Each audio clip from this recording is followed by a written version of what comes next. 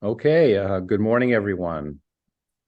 My name is Stephen Steck. I'm from Central European University, and I'd like to welcome you to this two-day webinar connected with the Real Deal Project. And what I'm going to do is I'm going to take you through the detailed agenda a little bit for today and for the next 2 days. And I'm going to also give you an overview of the purpose of this meeting and what we hope to accomplish over the next 2 days.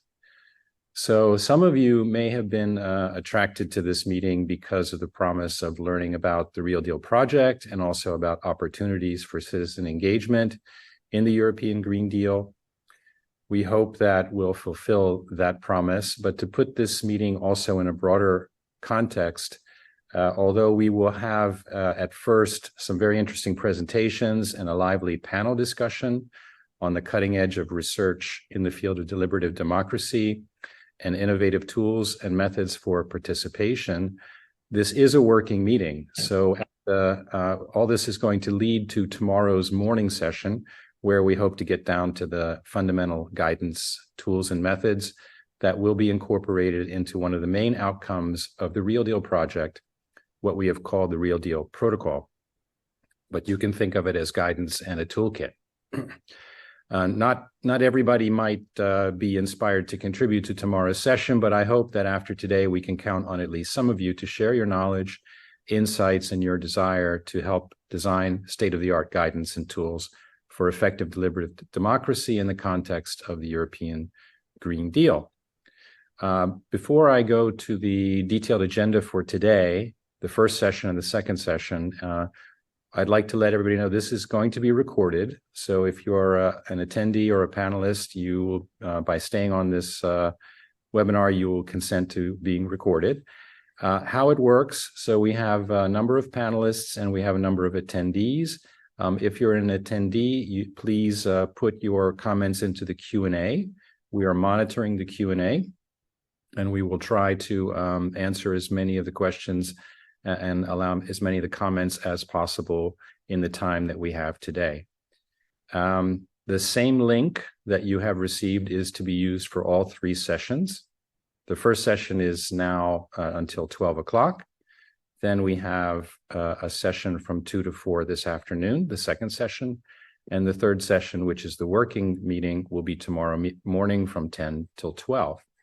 So I'm going to now share my screen so that you can see the detailed agenda today.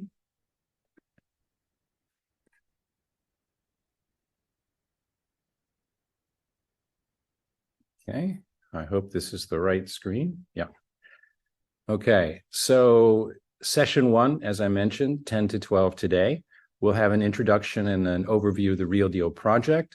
That overview will tell you what the design of the project is, as well as the progress that's been made so far, any obstacles that have been encountered and how we've dealt with those, and what we plan to do from now to the end of the project.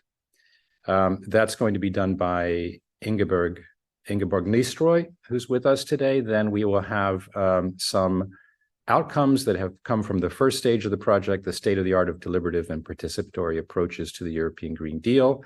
We'll talk a little bit about the Real Deal Handbook. Then we'll have a question and answer session after that. We move then on to the Civil Society Forum for Sustainability. Then we will go on to our testing process, testing and assessing innovative deliberative formats and tools. We'll have Q&A after each of those sessions. Then we will talk about the synthesis report, which is going to be produced under this project, and some cross-cutting issues on diversity, gender equality, and ethical considerations. And then we will have a discussion about this protocol, the guidance and the toolkit that I mentioned before, what it is and existing models, and how this is going to be developed through the rest of the project. And then we will have a wrap-up and a feedback session to take us into the next session. Session 2 this afternoon, we have a very interesting session on policy development in the EU, guidance and toolkit for citizen engagement. This panel discussion will be led by Ingeborg Nistroy. We have a very interesting group of participants, and we'll repeat that for you a little bit later on. Tomorrow, as I mentioned, session 3, we're going to have the working meeting. By the end of the session, we aim to have defined the scope of the protocol and its building blocks, the combination of methods and formats that have been developed and are being tested now in the project in 13 countries. Also, we'll have a clear working method going forward, including a core group of co-creators and a group of co-thinkers. We will specify the tools for the working method, how we will work together, and we will set a few milestones. So that's the overview of what we intend to do over these 2 days. And with that in mind, I think I will stop sharing my screen. And I'm going to be turning it over now because it's my job as the moderator to keep to the time. So I'm going to not talk anymore now and just go right into our session. And the first session we have is an overview of the Real Deal project. And I will give the floor now to Ingeborg Niestroy from RIFS. Inge. Thanks, Stephen. I do share first, which I haven't done for a longer time. So help me out. I click on the thing, share, and then go in the presentation mode, or the other way around? No. Sorry. Stop share. Go back. Can somebody help me? First presentation mode, but then I don't come back to share. It is right either way. So you can first share your screen. Either way. Yeah, but it didn't work. Okay. Oh. We did see it. Yeah. You did see it, but not in presentation mode. Yeah, just click presentation mode and then it works. Yeah, but it didn't work. Okay, I do it again. Share. Then presentation mode. Then I have to, of course, click on this thing, presentation mode. That's it. No. Yeah. Okay. Yes. Okay. Wonderful. Wonderful. Sorry for this. I'm a bit sick, so everything is a bit slow. I mean, even using wrong words. So I'm the project coordinator of this super exciting project, and give you an overview, including a bit of political background. This is because we are kind of now halfway, a bit more than halfway in the project, but this is the political background when it started. So it was in the beginning of the European Green Deal adopted by the Commission end of 2019. Then the research policy picked that up and launched a very big call. It was the last call in the outgoing Horizon program for about 1 billion. And in the end, there were 74 projects selected, all in the support of the European Green Deal. And so there were 8 thematic sub-calls and 2 horizontal ones. And here are the horizontal ones. One is strengthening knowledge and one is empowering citizens. And there again, sub-calls where we were in this 10.1 on European capacities for citizen deliberation and participation for the European Green Deal. And there were per sub-call were 2 projects selected, including ourselves for this first one, and another one we call Sister Project. And we are also quite well linked and collaborating and exchanging experience along the way. We actually also have a joint advisory board with our Sister Project, and we also have members of that tomorrow in the panel. I will, in the end of this presentation, show again the panel for tomorrow, because in Stephen's presentations was not updated. Voila, so we were super happy to win here the project, and yeah, that was the situation and still is. We also, then this afternoon, we will revisit this, the challenge of the European Green Deal, the ambition of the EU. With the Green Deal already had the Climate Pact with activities for direct citizen involvement. We will have on the panel somebody from this Climate Pact to report on us what has been achieved since, again, since 2019 or 2020, and where do we stand. the conference on the future of Europe, so on the democracy side, we are always on the sustainability, environment, social, and democracy side. On the democracy side, the conference on the future of Europe was already finished, and it was then after the first year of our project, followed by 3 EU-wide citizen panels. And also from this, we will have an update this afternoon, the experience and what is planned. And what was the challenge of what we saw as challenge? There is a lot of activities, but there's not really an overview. And it is citizen deliberation is not applied in a systematic way. So we have ambitions to contribute to this, and there are other projects with this ambition, and we also have that in our panel this afternoon. Now, voila. So that's the idea, go beyond of this one-off and towards an institutionalization. And we also have this particular focus on looking in this citizen deliberation, typically randomly selected, normal citizens and stakeholder participation, meaning interest groups, where in the practice so far there is a certain relation between the two, but again, not really looked into. So that's our ambition to do. And this is also reflected in the composition of our consortium. We are composed of researchers and practitioners on the one side and civil society organizations on the other. So we are in the best shoes to conduct this and also analyze this, how to do the relation better, because we can take both views on board. This unfortunately comes a bit in a different order. So these are our aims, starting with connecting the sustainability and the democracy communities. As in so many cases, there are different communities. And then the 3 challenges for our research design: the conflict between respecting the planetary boundaries and preserving openness in deliberative processes. One is normative and ended. There's a need to respect the planetary boundaries, and the other is open. The second, I already said, stakeholder participation and citizen deliberation. And the third is find ways to better involve vulnerable groups and concerns of future generations. The whole setting is in a multi-level governance. We have research at national level and EU level, while, for example, our sister project has local level and local and national level. So we are complementary in this respect.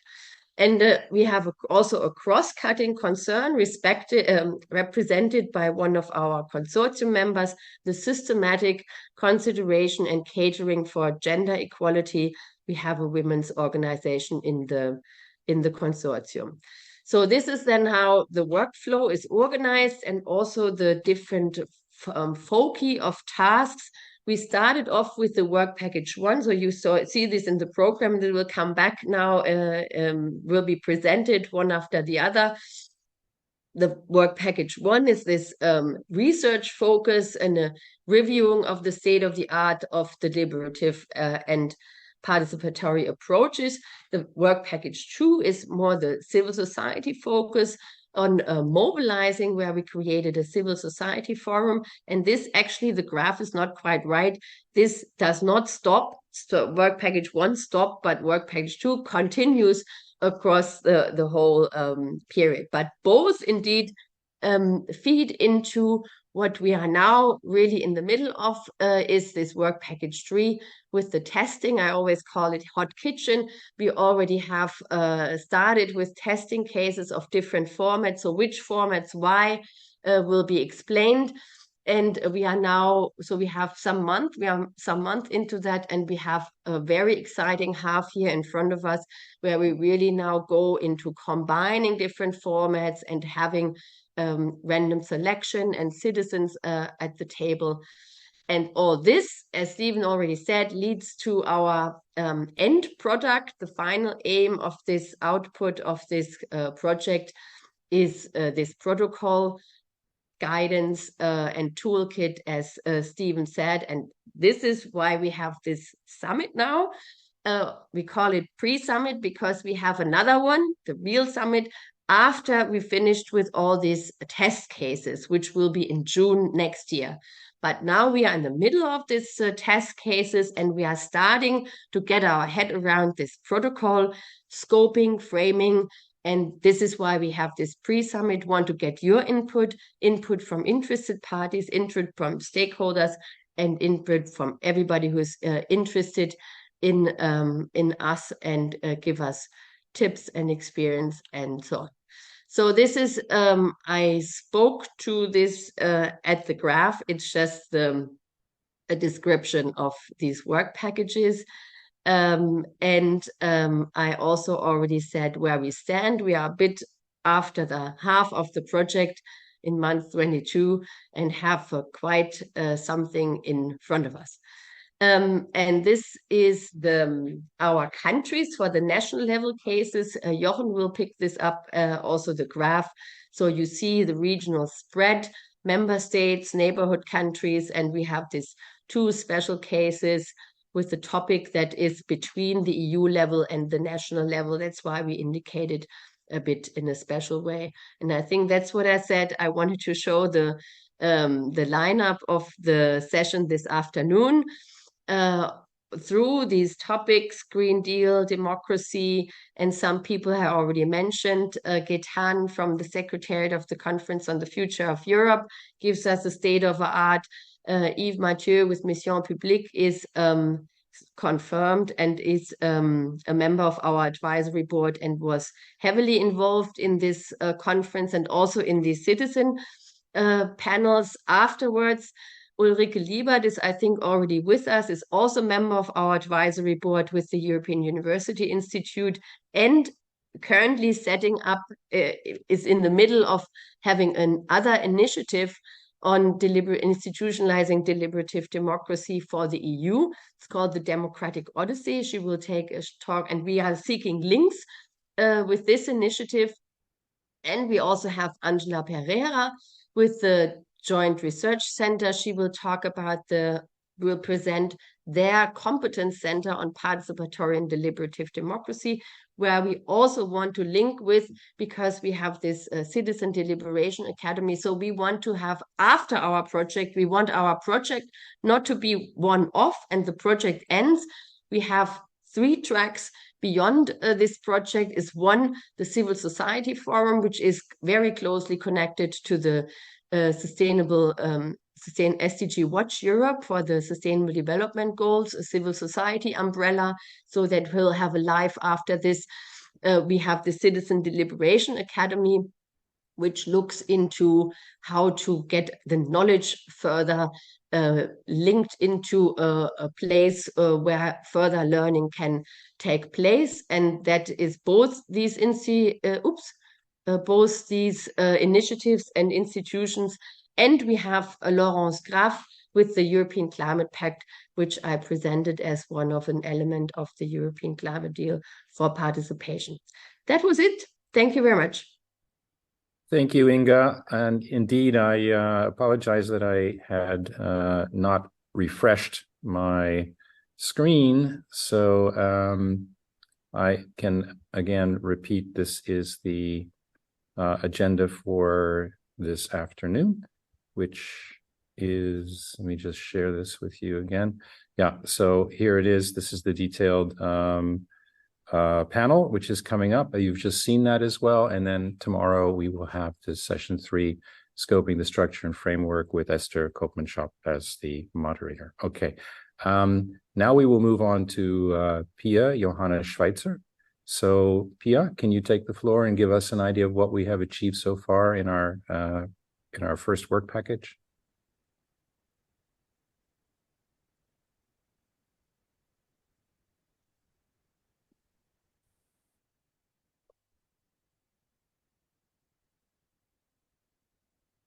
Sorry for that. First unmute, then share screen, etc. Here we go. I hope you can see my screen. Does it work? Yes. Perfect. Thank you so much.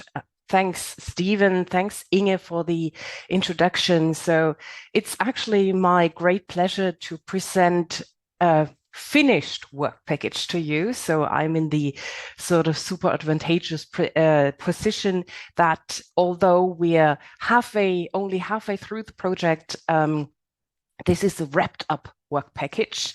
But that also means then, of course, that the results of this work package, we want to see them implemented. We want to see them really take root in the empirical work and in the other work with regards to the interaction with the civil society throughout the project, and hopefully have some longer lasting results as well. So I'll take you just briefly through sort of the key outcomes. We won't do a deep dive into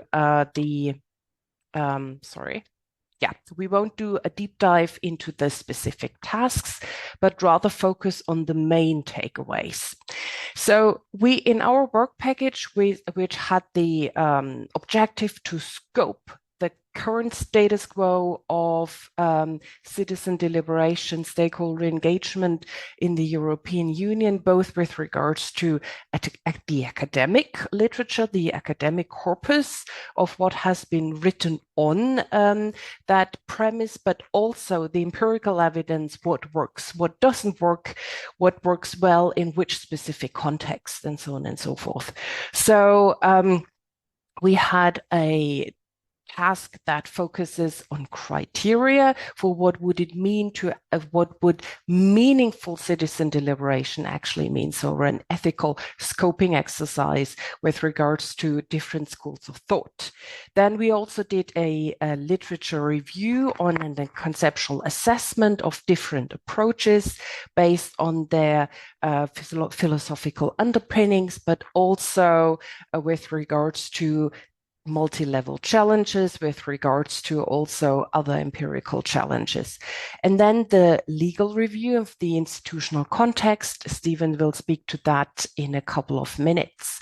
And then finally, as a wrap up, we as a consortium, together with our advisory board, we made an executive decision and came to the decision that a couple of formats and a couple of combinations of those formats would actually fit our purpose for facilitating the European Green Deal. With regards to task one, main takeaways were that based on normative environmental frameworks, there are some key criteria that we need to bring into our considerations when, first of all, setting up our processes, our testing, but also for adopting those for a review.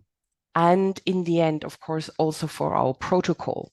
So the takeaways are that there we need to very much focus on issues like inclusion, empowerment, but also minding the planetary boundaries and also facilitating green growth or green economy. Then with regards to the scoping exercise, or revisiting the current status quo of both conceptual approaches as well as empirical approaches, we saw that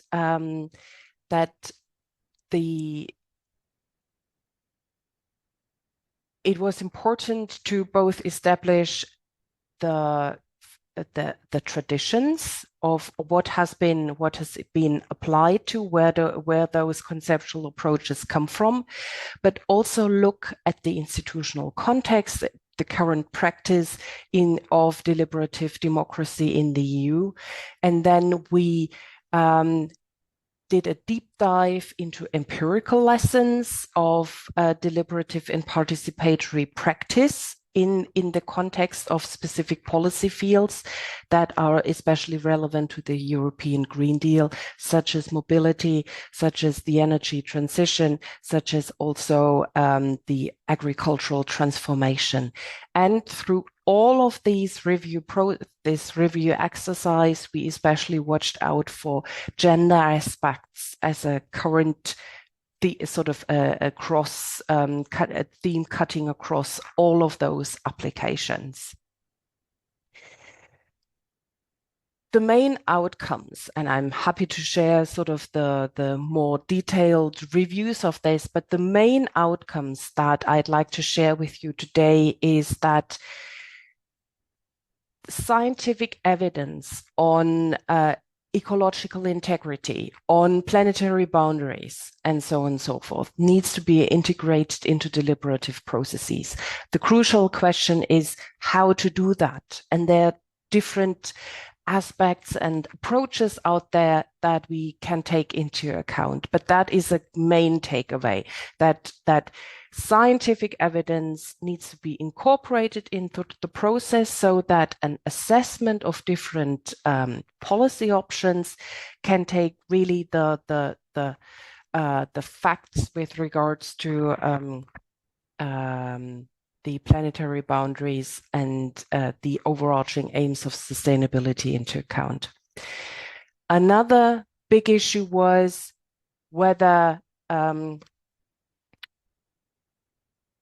participation, deliberation should focus on bringing in stakeholders or bringing in the public or publics, sort of societal groups.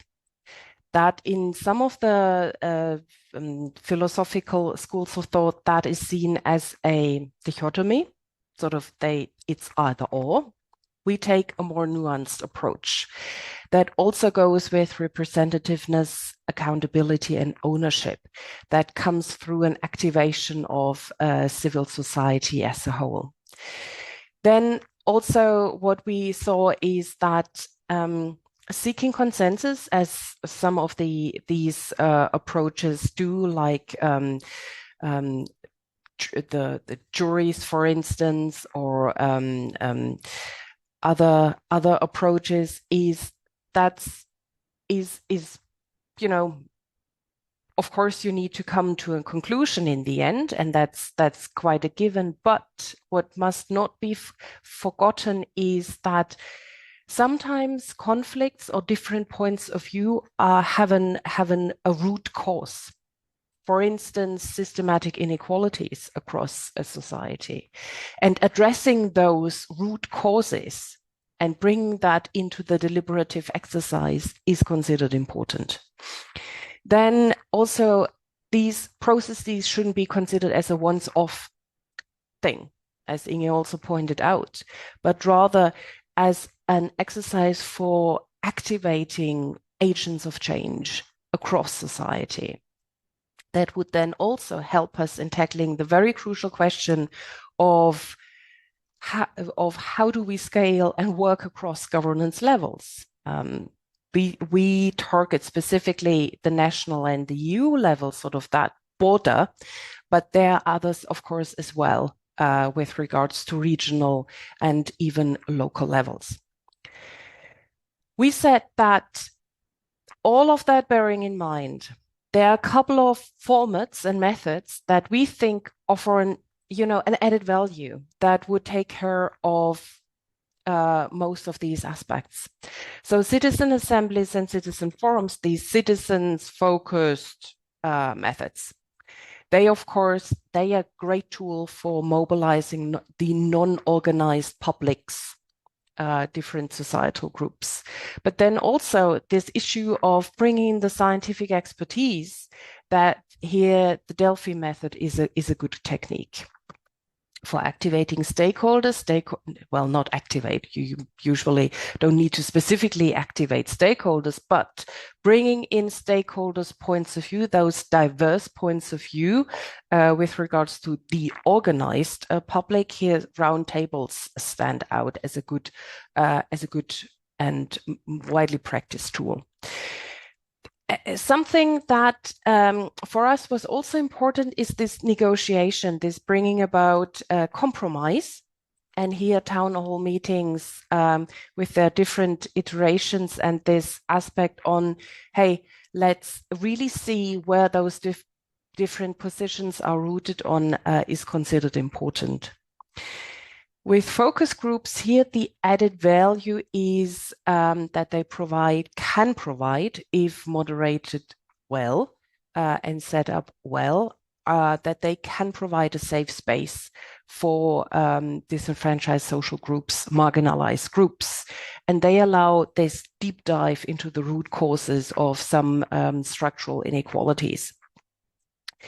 With regards to this, as we said, this integration of scientific expertise, there's bringing in stakeholder views, but also, of course, the citizens-focused aspect of deliberation.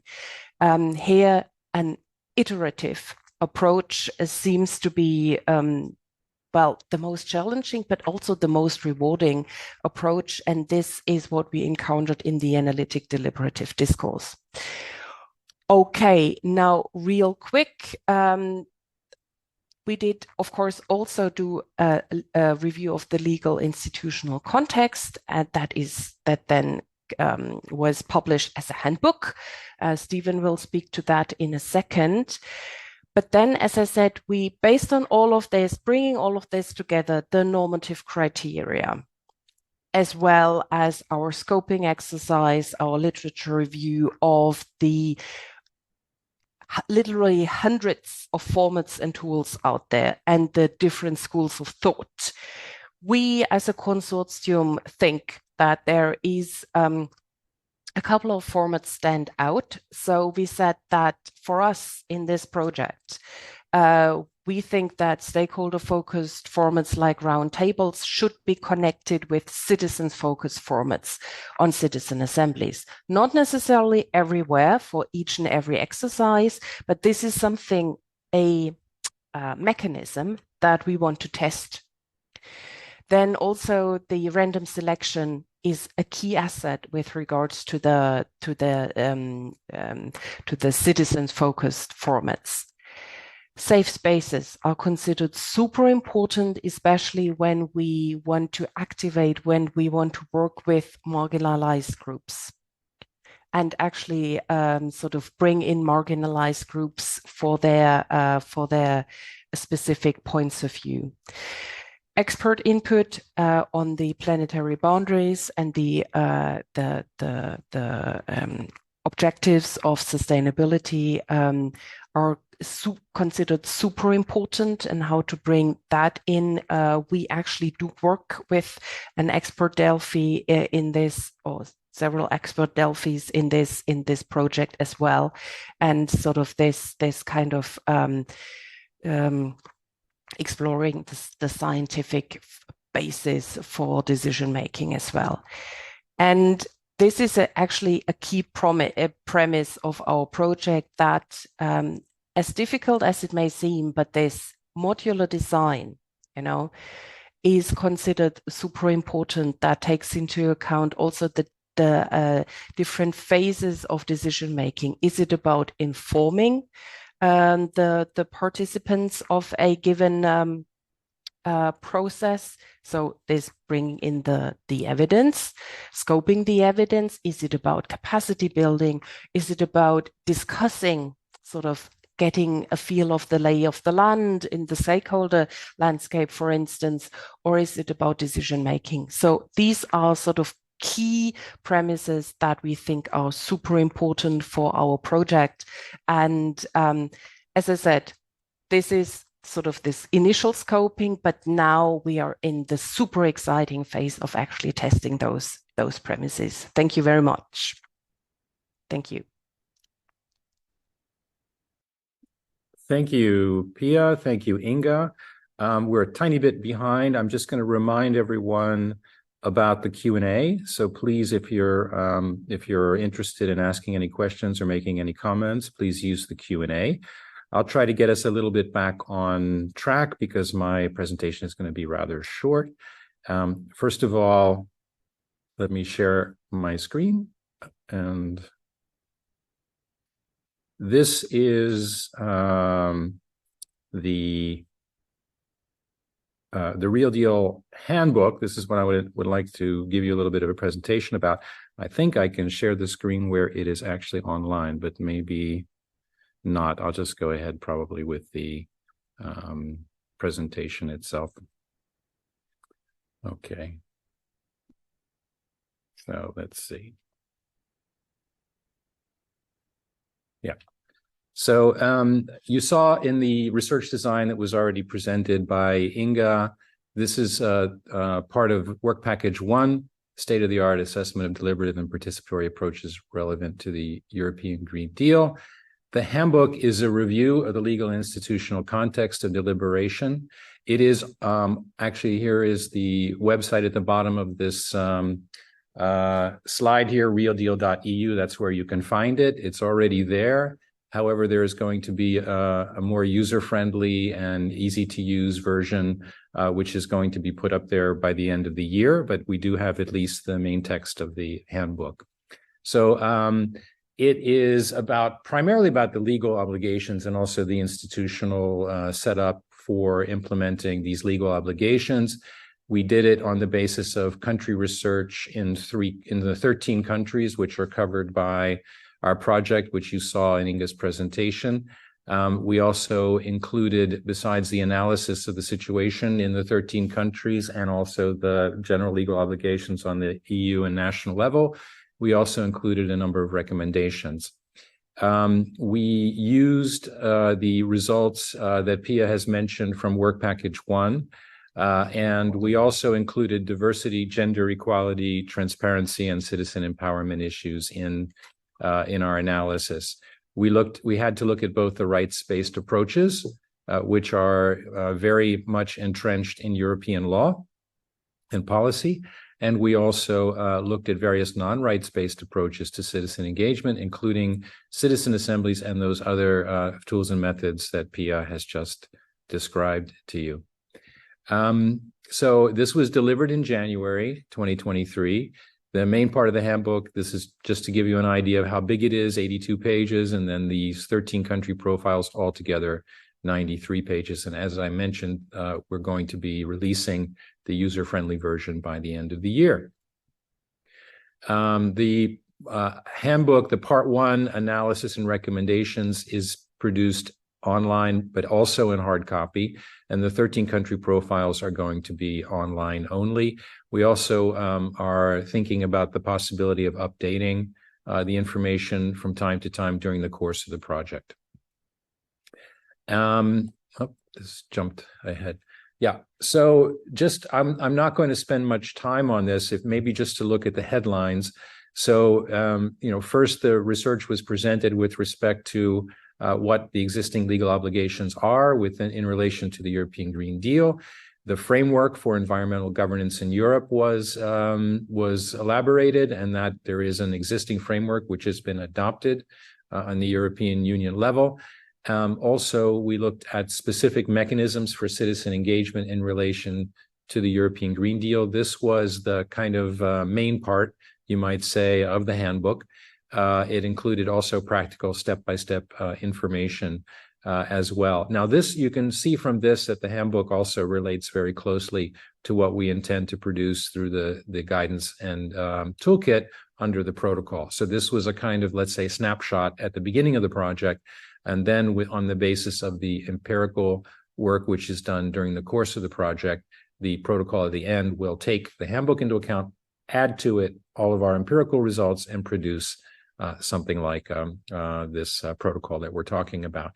We also use the country profiles to take from them various case studies, the instances where some of these methods were tried out on the national level. And then, of course, we produced some recommendations on the basis of our analysis. All of that you can find on our website, realdeal.eu.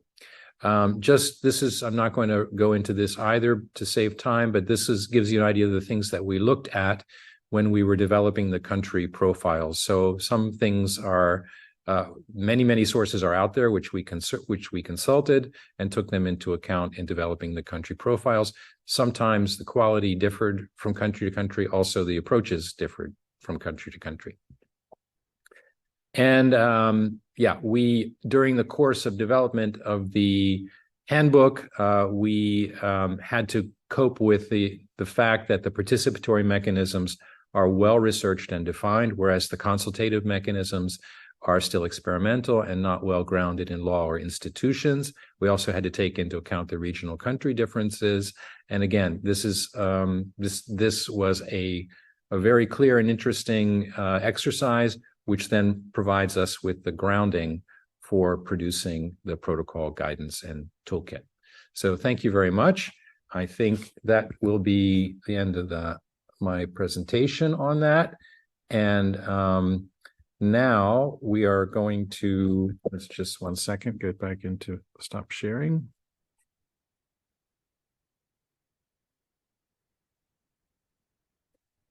Okay. All right, and so now we should have a time for Q&A. And at the moment, I don't see any open questions in the Q&A. And I'll give you all a minute if you want to put something in there. But in the meantime, we should be preparing for our next presentation. If there's no Q&A at this point, that possibly means that everything was very clear. And if that's the case, then we can move on. Anyone who wants to pose questions later on, feel free to do so. You can pose your questions also about these earlier presentations if you like, if you need some time to think about it. So given that there's no Q&A at the moment, we can move on to our next presentation. And our next presentation is from Hilmi, from Solidar. So Hilmi, you can go ahead. You have the floor. Thank you, Stefan. Share your screen, or should Yes. You will. Okay, great. Thank you. It should be okay, I think. I hope everybody Yes. can hear me well and see my slides. Hello, everyone. Thank you very much for joining us today. I'm here to give you a bit of information about the Civil Society Forum for Sustainability. To start with, why Civil Society Forum for the European Green Deal? So the idea behind this is to have this space as a learning space, bringing a diverse background of CSOs together, but not only, also involving policymakers and academicians to have the space to learn from each other, and to provide an informal space for CSOs to discuss democratic participation in relation to the European Green Deal and to advocate for this change. And again, to have the space for CSOs to discuss and work together to achieve European Green Deal and green transition objectives. So having that in mind, main objective is to build collaboration from a large spectrum of CSOs, researchers, policymakers, and other stakeholders across Europe on deliberation of different areas of the European Green Deal and its wider sustainable development objectives. So within this scope, we have three main tasks, which I will mainly focus on the European Civil Society Forum, but we have two relevant tasks that is actually touches upon the forum. So there are the first one is the mapping relevant stakeholders for the deliberative process on the European Green Deal. So the goal of this activity was to identify and map European and national stakeholders who promote forms of participatory and deliberative democracy. And there are the key stakeholders in one or more of the 8 areas of the action of the European Green Deal. So why mapping? For us, the mapping was important to find out at the very beginning of the project who's actually active in preparation for the next project actions. So this resulted in mainly having 533 collected stakeholders. And this stakeholders is available in our Real Deal website. Now to getting on to the European Civil Society Forum. So to initiate the forum itself, bear in mind, the idea is to create the forum, Civil Society Forum, as a space to deliberate on how organizations with different interests can contribute to achieving the goals of the European Green Deal. So how did we achieve this? As I mentioned, the map was the starting point for us to identify key participants. But not only, we also reach out CSOs representing a broad diversity. We organize forums with our contributors, project partners, jointly. So our first forum took place in June 2022 with the participation of more than 50 civil society organizations. So meetings of the forum. So purpose of the forum is to organize 3 meetings of the civil society forum per year. 2 of these meetings took place online and 1 in person, and to also produce the relevant thematic documents on the European Green Deal and SDGs. So what did we achieve so far? So far, we organized 4 online forums and 2 in-person forums, and we have 3 more to go for the last year of the project.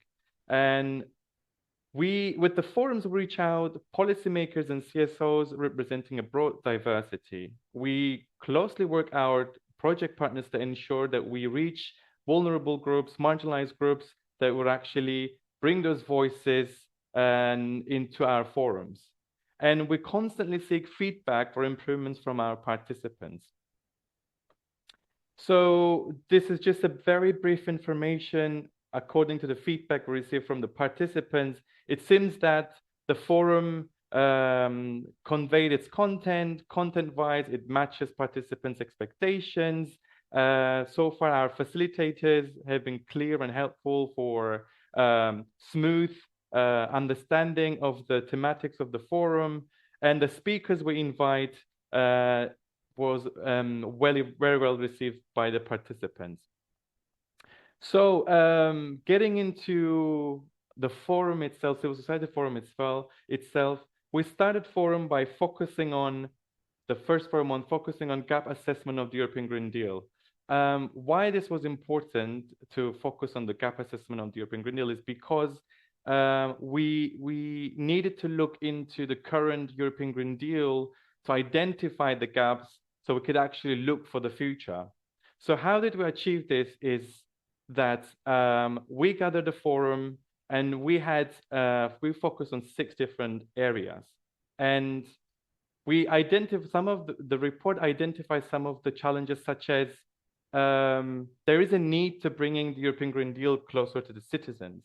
And there is, coming from civil society organizations, no meaningful participation, the lack of opportunity for citizens to engage in European Green Deal, the lack of representativeness, inclusiveness, and equality are some of the challenges that we identified during the forum. And we also developed some key recommendations, such as that the European Green Deal should be more participatory, inclusive, transparent, and accessible European Green Deal, and also should strengthen the capacity of citizens. So our first output, the gap assessment of the European Green Deal, drafted in collaboration with our task contributors, Real Deal project partners, based on the input we received during the Civil Society Forum, and our report is available on the Real Deal website.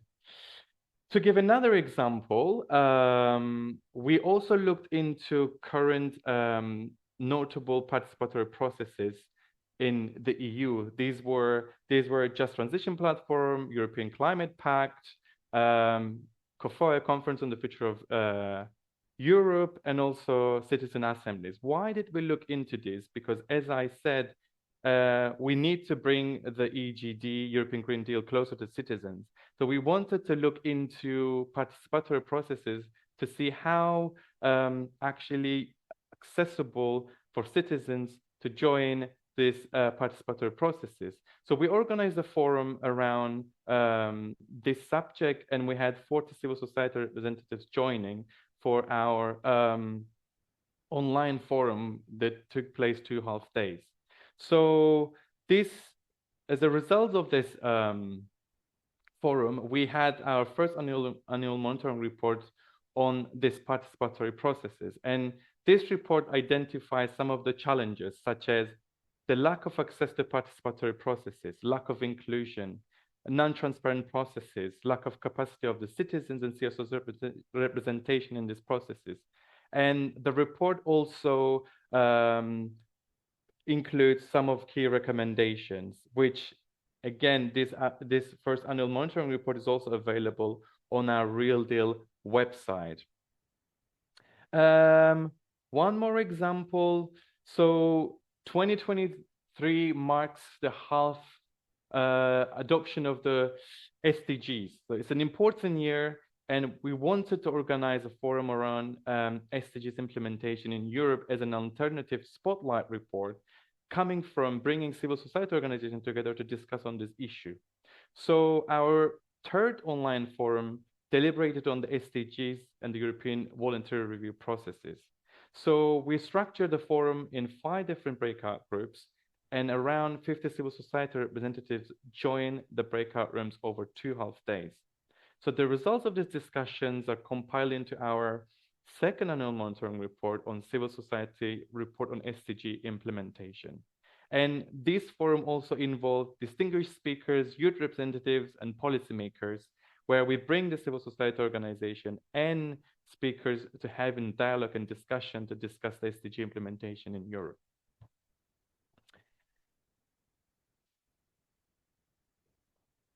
Following that, so we also have the task to build a network of policymakers in support of deliberative and participatory democracy. The purpose of this task is to build this network of policymakers that actually promotes participatory and deliberative democracy around the European Green Deal among policymakers at national European level. So mainly the task is to, when we have these outputs, not to put these reports on the shelves, but actually advocate with policymakers where we present these reports and influence the policymaking in the long run. So what we achieved so far, we mapped EU and national level policymakers as part of the stakeholder mapping. We continuously invite our policymakers to the forum meetings, and we did hold some advocacy meetings with EU level policymakers. And lastly, if I mention where we stand currently, so just last week we hold our 6th civil society forum with a main focus on a robust vision for the social and ecological transition. An outcome of this forum will be policy brief, which will be shared publicly when it's finalized. And as I mentioned earlier, we have three more upcoming forums for the 2024. And one of this forum is currently in a discussion that could be focused on feminist European Green Deal. And the rest will be decided jointly with project partners, and we'll let you know on our website when everything decided and will be publicly available. Thank you very much. Thank you so much, Hilmi. And also thank you for keeping us on track in the time. And I see we have at least one question in the Q&A. I think you can see the question in the Q&A, Hilmi, if you have a look at it. Yeah. It's from Micah Hemami. Hope I got the name right. I can just quickly read it. So a series of questions that are interconnected and intended to understand the practical side of the project. How do you make the voices heard? Practice example. How do the CSOs collaborate with bringing the European Green Deal to the public? Are these member-based CSOs, and can you explain how these diverse methodologies will facilitate their audience making informed decisions and reflections? So it's a lot of questions there, but yeah. Well, how do we make this voice? Thank you very much, first of all, Melike, for these questions. Just to start from your first question, how do you make these voices heard? So as I mentioned, for the forum, according to thematic, we try to bring European level policymakers, invite them for a dialogue with the civil society representatives.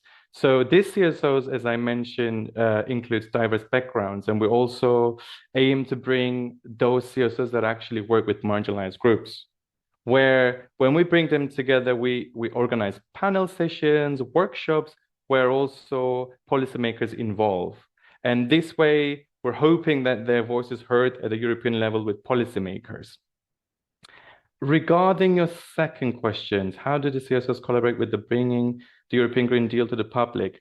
To answer this question, each forum has an output, and this output based on the input we receive from this diverse civil society organization during the forums. And not only, when we finalize the output, we still share the output with the civil society organization who registered for the forum for further output, review, and suggestion. So we hope that this actually bring the collaboration of CSOs that actually register and participate in the forum. Are these member-based CSOs? No, Civil Society Forum is open for everyone.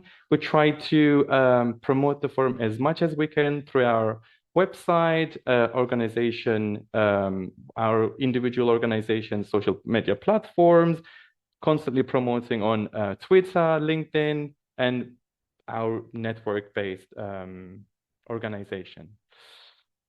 Can you explain how these diverse methodologies will facilitate their audience making informed decisions, reflections?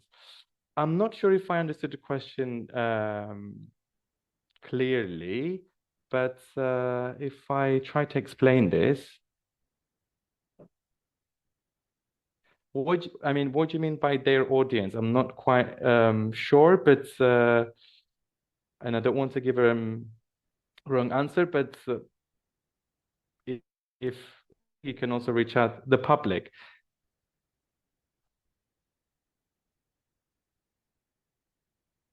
So maybe I can answer this question. Yeah.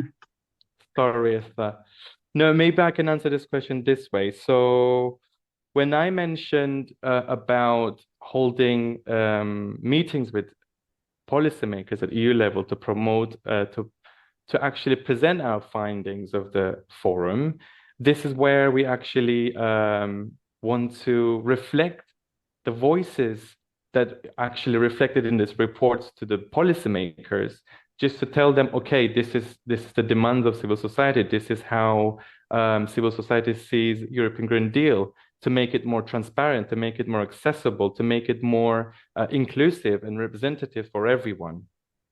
This is one way we see this happening. And I hope this answers your questions, Malika. And if not, please feel free to reach out to me via email. I'll be more than happy. Great. Thank you. And actually, this last question is perhaps not just for Hilmi. I think it's one of the larger questions that we have in the project all over. What these diverse methodologies will, which ones are appropriate in which cases, how to make the best use of them, how to combine them. That's another big, important aspect of the project. So I think hopefully those questions are answered. If not, we can try to answer them going further. But to keep on track, I'd like to now turn to our next presentation. And thank you once again, Hilmi. And now we're moving on to Jochen and to Thomas together. They'll be making a presentation on what we call Work Package 3, but it's essentially the testing and the assessing of the innovative deliberative formats and tools. So Jochen, are you going to be sharing your presentation? Okay. Yes. So let me turn the floor over to Jochen and Thomas.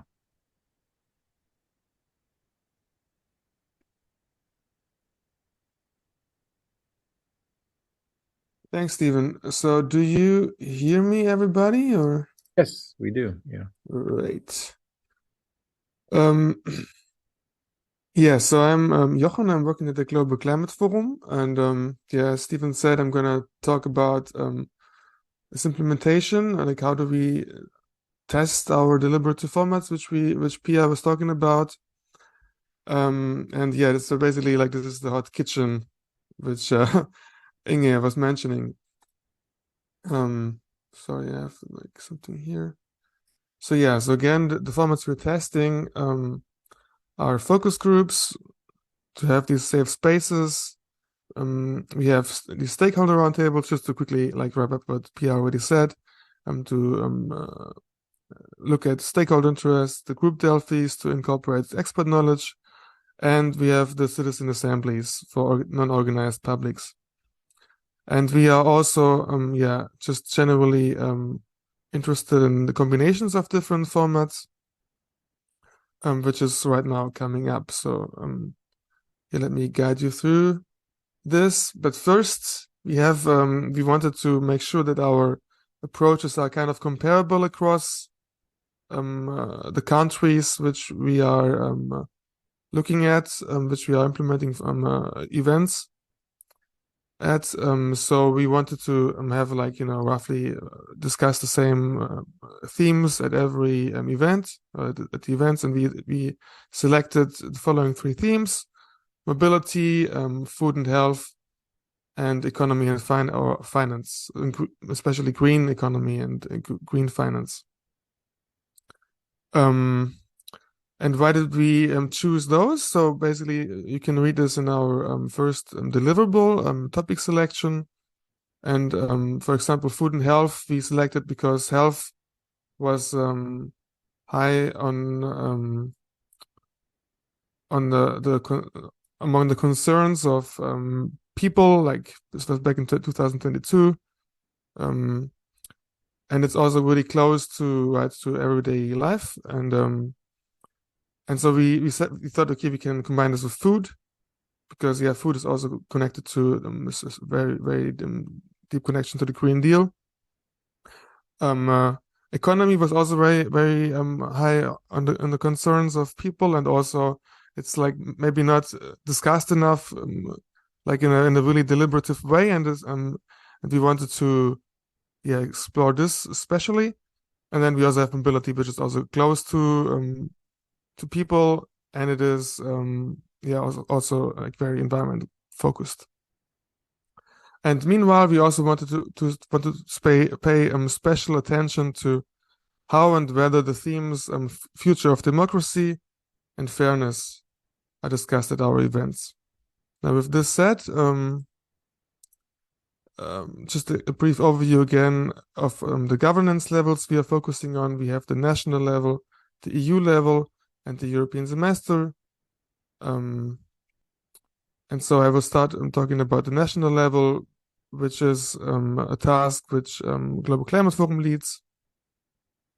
And so far we have completed focus groups on food and health in Ireland and Austria to warm up a little bit, and especially I think the experiences with participant recruitment will be helpful for our further tests, which are now coming up. Because, for example, it was very challenging to get people from. So we basically had like we groups. We had men, we had women, so we separated according to gender. So we would see like how would people how would women and men discuss, but also we were very interested in seeing getting the opinions of economically disadvantaged groups, and we try to get at that by looking for people without academic degrees. But we found this very challenging to for recruitment, and we will see how we can continue with that experience going further. We also had just recently a stakeholder roundtable on well-being economics in Lithuania. And we will very soon have stakeholder roundtables in Spain, Serbia, and Lithuania on mobility, food and health, and mobility. So this will be a focus right now. And for next year, we want to follow up to those on those roundtables with citizen assemblies in the same countries, about the same topics, and potentially also group Delphis. Also, we will likely join forces with an organization in North Macedonia who is already planning a citizen assembly on climate. And we will also come in here with our topic specifications and perhaps additional formats. Then we also plan deliberative processes in Germany and Greece on green finance and economy. And finally, we also are considering deliberative processes in Hungary, Poland, and Ukraine.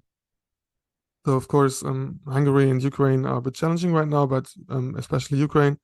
But we will see how that what we can do here.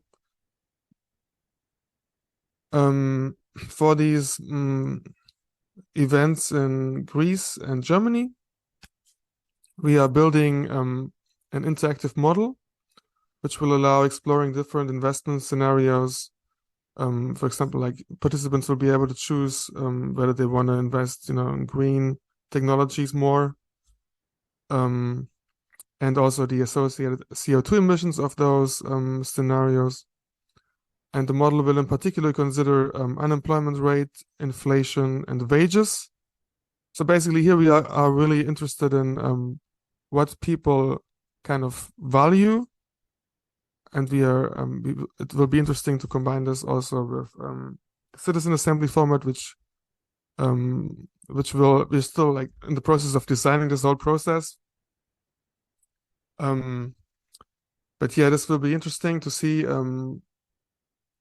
what people value in these respects. And also, of course, like it will be also a practice in engaging people in this whole economic discourse and how to think about the European economy, which is again like not being done that often right now. And then we have the tasks connected to the European semester, which are led by NYT Europa, in particular Julie Rosenkald, who is also in the audience, and maybe she can also take your questions later if you have some regarding this. The European semester is an annual cycle of economic and fiscal policy coordination, which offers space for discussions and interactions between the European institutions and member states. And we will basically host events in Denmark and Italy with stakeholders and citizens. And for this, we organize webinars on economics and economic governance prior to the events. As basically a knowledge upgrade for the participants and as a preparation. In December in Denmark, we will also host a 2-day event to deliberate and develop policy recommendations. And we will have separate sessions for CSOs and citizens. Then we have our EU level tests, which are led by the EEB and in particular Jeffrey Moxham. And here the invitations are for the first events on the 10th of February 2024 are open. It's going to be in Brussels. And it's going to be a series of deliberative events, smaller ones, for citizens and CSOs, on the future of the European Green Deal. And we will discuss different dimensions of the Green Deal: food, mobility, green economy, but also 3 more topics. And the registrations are open. I mean, the invitations are there. You can sign up basically, and there will be basically then a random selection among those who registered. And then there will be 2 more events in Brussels, which will be citizen assemblies in April and June. Now, for this whole work package, we will have a few main outputs, and the main output is in July 2024. It's going to be our report of all the formats we implemented and its testing of formats. And then in next year, beginning of next year, we will latest release the code and the documentation of this interactive model I was talking earlier about. And one actually big part of this whole testing of formats and tools will also be our deliberative online platform, which I haven't talked about, because that part will be taken over by Thomas, who will be talking now. I mean, Thomas, I suppose I will just click through for you, right? Yes, it would be very nice of you if you could do that. Cool. Thank you, Joran. Can you hear me? Just Yeah. to be sure. Okay, perfect. Thank you, Joran, for the first introduction to the WP3 and the different tests. I will try to be very brief on that introduction to the digital platform. So in the context of the project, we are also relying on digital participation in order to support the implementation of some of the test cases that we are going to implement over the next months. We decided so it was a process that took place end of last year in using and beginning of this year in using Decidim as an online multilingual participatory platform. I don't know, for those who are interested or involved into the deliberation and participation, Decidim is also the platform that has been used for the Conference of the Future of Europe. It has also a very good advantage is that it can be used in at a very good multilinguality functionality, so which is also helpful for our tests at national and especially European levels. So this platform or this online participation aspects are expected to provide several contributions to these processes. On the one hand, to reinforce the interaction between stakeholders and citizens through a sequential approach or parallel approach, like Pia spoke about this modularity prior to in the previous talk, so that we are able to feed stakeholder discussion with citizen inputs, or to have like citizens debate on stakeholders input without having them on the table together. Another contribution will be to foster the debates among citizens across Europe, especially through this multilingual add-on, so that people are able to discuss input, like people in France are able to discuss input from Spain or from Lithuania or whatever, so that we can play with this communication channel. Include citizens who would not participate in deliberation otherwise, especially youth people, but also other people that might not be invited or might not be willing to attend some events that we are going to organize. And in the end, support transparent communication, documentation of processes and results through publication of different stages and results on the platform. So next slide, please. So this is the first overview of our platform.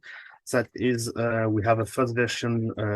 We got the first version during the summer, and we are in the process of finalizing it. So it's a very the design is close to the real colors, but we also want to have like some less information as possible. So because if there is too many information, people are going to not to register and participate. So just what it is about and what we want from the citizens or from the participants on there. Next slides, please. So this is the second part of the platform, where the music plays, the hot kitchen, as Inge would say, where we have the different topic Johan was speaking about. We are currently designing it, providing information and material, images, or making them more active, and we will have like different spaces relying to the different events we have, where we will be able to use different kind of tools that the platform provides. Next slides, please. So this is like an overview of several tools that are provided by the platform that we will be able to use, and so we are currently assessing what kind of tools we are going to use, especially the survey or the debates will be interesting for us. But we have like a broad range of tools that we might be able to use depending on the needs and how we want to design our processes. Next slide, please. So the next step will be, we have, as Johan said already, different events that have been done. So we want to publish the results of our event on the online platform in order to foster public pan-European deliberation processes to enable people from other countries to take part in the processes and to discuss the results. We are going to assess for which further deliberative processes the platform will be used and how, which tool are going to be used, or when the platform is going to be used, be it prior the event, after the event, or even during the events. This is taking place in the broader design process of the future events. So another step that we are currently doing is finalizing the platform in bringing information and setting up the first campaign in order to attract people on this platform, which is and promoting the platform, which is like also a big step in order to try to get people on there and to make them participate in the various campaigns we are currently preparing.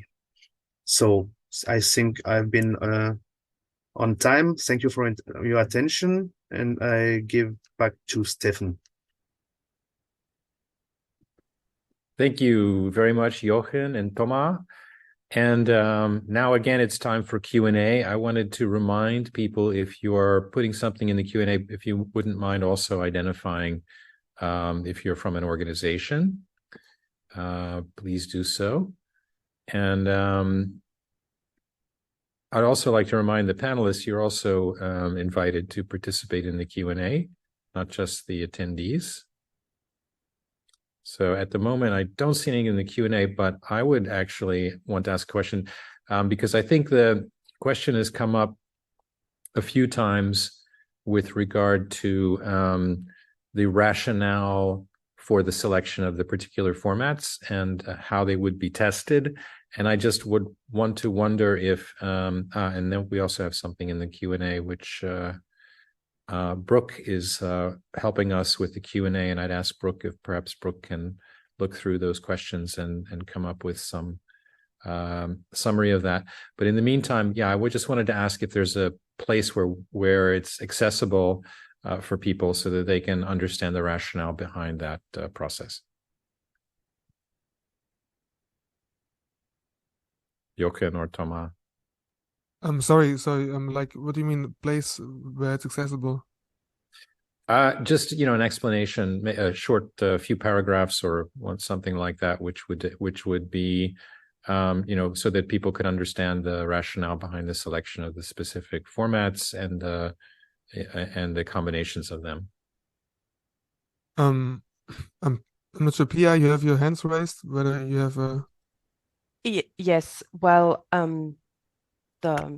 Stephen, you said that the panelists can also join the discussion, so I'll take full advantage of this opportunity.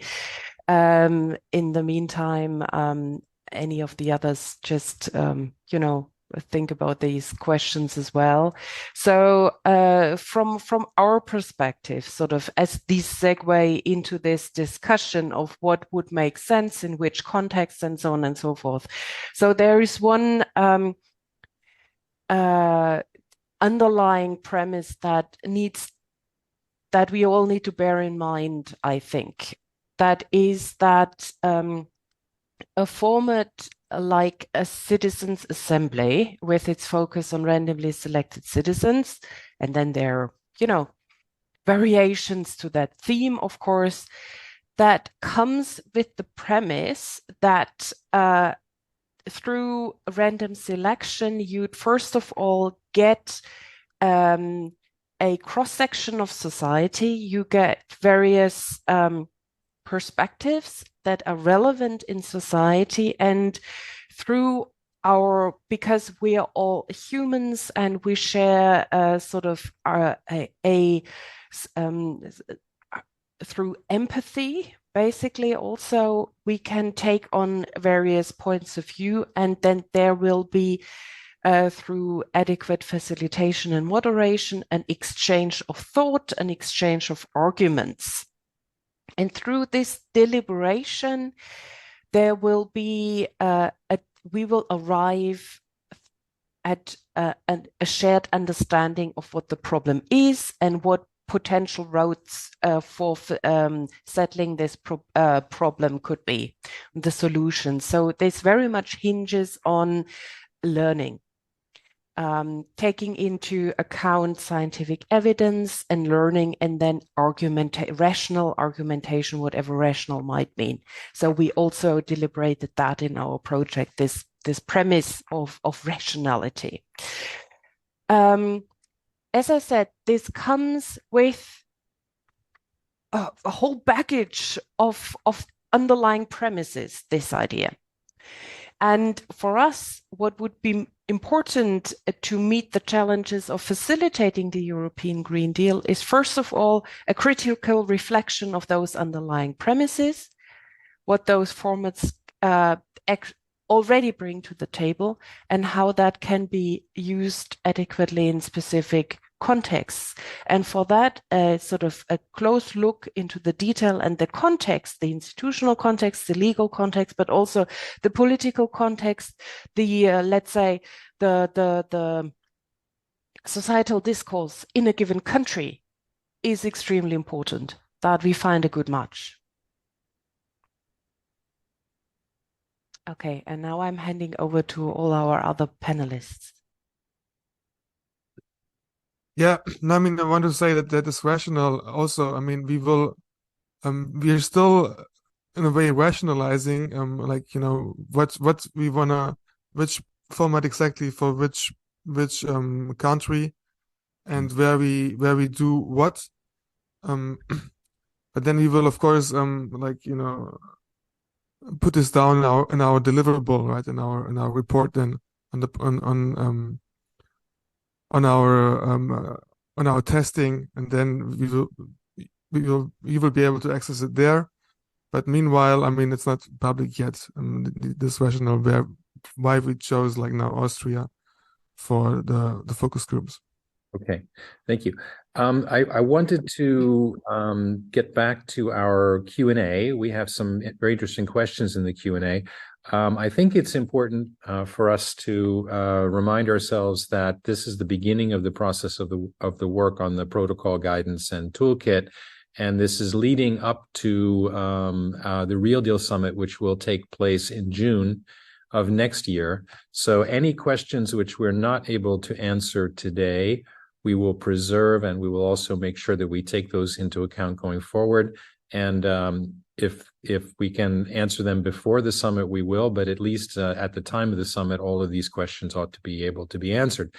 And Brooke, I was wondering if you would like to perhaps summarize a little bit Melika's questions here. We also need to move to our next presentation soon, but if there are a couple of the questions you could pull out, that would be very interesting and useful.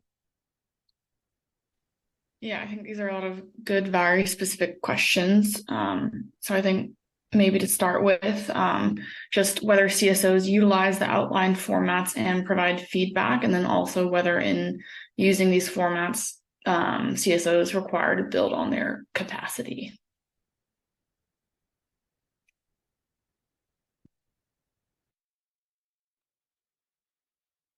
Jochen, do you think you and Tama could reply? I'm sorry, so I thought this was for the work Yeah, package 2. I would rather say it's for work package 2. I mean, it's concerning the forum. Maybe. Yes. No, forum, we don't usually, I mean, forum in general to bring civil society organization on a specific topic to discuss, rather than using these formats for testing and providing feedback. But we discussed whether some of the outcomes of the test cases could be an interesting topic to discuss during the forum. So I hope this answers your questions, Melika. And correct me, please, other panelists, if I'm wrong, please jump in and correct me.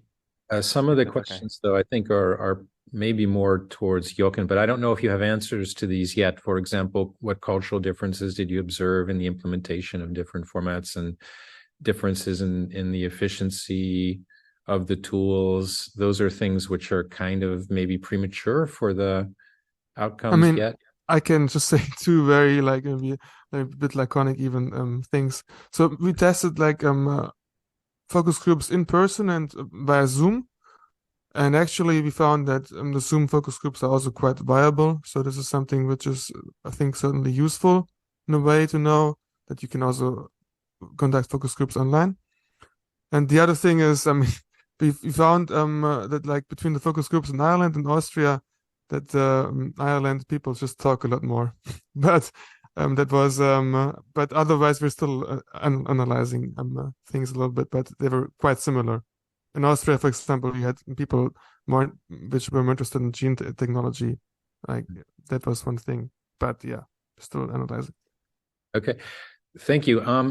And Melika, I want to very much encourage you to participate tomorrow morning in the workshopping, because that would be a place where you can really pose these questions in a way that we will, we will all together in a kind of workshop format be able to respond and discuss in a little bit more detail. So I hope you will join that. And I think with that, I would like to turn, because of the time, to our next presentation, which is by Elsa Giespers, and then following that will be Rose Heffernan and Anya Sperrin, who is from Ireland and can tell you whether people do indeed talk more there, to talk about diversity, gender equality, and ethical considerations. We have 15 minutes on the schedule for that, but if you could maybe shorten it a little bit, that would be helpful, because then we'll be discussing the scoping of the protocol, and then a feedback session. So we need a bit of time for that as well. So Elsa, please, you have the floor. Yes, thank you. You see my screen, right? Yes, we do. Okay, good. Okay, I'll try to keep it short. Well, what I will be talking about is the synthesizing qualitative deliberation. And it's actually a task that has just started. So as you will see, well, you've already seen this overview now a few times. But why I wanted to show this is that the work that we do is taking place in this work package 4 in this circle. And it's actually building upon the work that has been presented by Jochen, Hilmi, and Pia, and all the others before. And our task is to increase our understanding about what works under what conditions when aiming to contribute to meaningful citizen participation and deliberation in the context of the European Green Deal. Well, and as Jochen just explained, the testings of the various formats of the roundtables, the citizen assemblies, the focus groups, all the other activities only just started. And our evaluation therewith also only just started. So I already saw some questions in the Q&A that are very relevant questions, like what differences did you see in how various formats were received in different countries. And we do not have these answers yet, but I hope in the summit in June next year, I can tell you all about it. So very short on what our plan is. So I will not be presenting any findings yet, as we don't have them yet, but more of our strategy. So we will evaluate the work that Jochen just presented. And well, we did this by formulating various evaluation criteria based on all the work that has been done in the work package Pia described. We will use this to evaluate the formats and also develop an evaluation strategy that can be used also after this project. So this is a bit of an iterative process, and that will strengthen each other. So how we will evaluate, we will have interviews with the organizers of these various tests. We will interview them beforehand and afterwards, and also interview the moderator to ask how they think the session went, how they thought, how it was designed, and also how they made sure that everybody was able to express their opinion. We'll also do surveys with participants. We send them questionnaires. We'll do this before the test takes place to ask them what they expect to be doing. We'll do this directly after to mainly ask for their reflection on how the session went, how they thought everybody was able to express their opinion in an equal way. And then we'll ask them also after 2 months to see what did they remember of it, and did they change their vision on the topic, or did their what stick with them. And of course, we'll also study the report and the transcript of every event. And then my last slide, very short. In the end, this will all flow into an we will discuss this all with experts in the Delphi panel. We want to gather like theoretical experts from academia, but also experts, people who really practice a lot of citizen participation and deliberation events, who organize them a lot, to ask them what they think of our results, discuss questions we have, and this will all flow into our synthesis report in the end. And this will then provide an overview of all the lessons learned in the project, theoretical lessons learned, empirical lessons learned, but also practical lessons learned. So this was very short. It's all, as I said, we don't have any results yet to present, but I hope in the summit next year we can tell you all about it. So thanks a lot. Thank you so much, Elsa. Short and very to the point. Thank you. It was very efficient. Now we are going to check in with Rose, and as I know, Rose is traveling, so we hope that this is going to work out technically. Rose, are you there? Would you like us to? Yeah. I'm here, but I think just show the recorded video is probably easier, and then I can do the Q&A at the end if anyone has questions. Okay, great.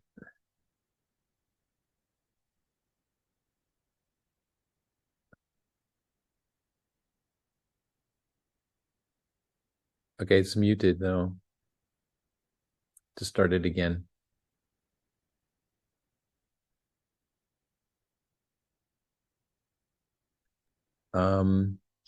Rose, you need to also share your sound. So Yeah. if you share the presentation, you need to share the sound as well. I think Brooke, we have her presentation. Maybe we can. I'm sharing it. Let's, perfect. Let's do that. Hello, I'm Rose Heffernan. I'm a gender expert at Women. Sorry, can you hear that okay? Yes. For a Common Future, which is one of the Real Deal partners. And today I'm just going to be briefly explaining some ecofeminist updates on our approach within the Real Deal project.